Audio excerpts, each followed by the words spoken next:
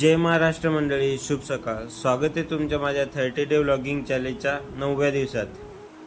आज बसमध्ये आलो. बसमध्ये जागाच नव्हती सकाळी. मग हे दोघं भाऊ होते, दोघं 2 सीटवर बसले होते. मग ह्यांनी मला जागा दिली. हे चालले होते त्यांच्या मामाच्या घरी.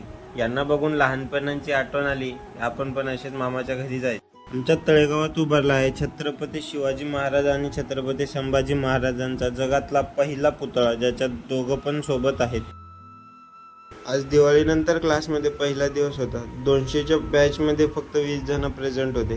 मग क्लास करून आलो परत निगडीला. हा दादा दिसला आम्हाला, एकदम टुकूर टुकूर चालत होता. इथं कोण कोण नाश्ता करायला आलाय या खाऊ गल्लीत ना, कुठचा पण तुम्ही खा, तुम्हाला चांगलं नाही लागणार. पण इथचा डोसा म्हणजे भाई कडक एकदम.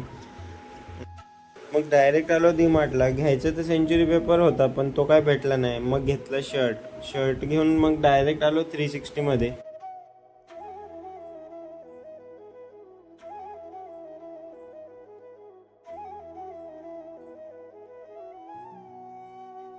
घरी येऊन बनवली मॅगी आणि मॅगी खाऊन सन्न झोपलो. अशी झोप लागली. मग रात्री डायरेक्ट उठून आता निघालो होतो भाजीपाला घ्यायला. रूमवरचा भाजीपाला संपला होता.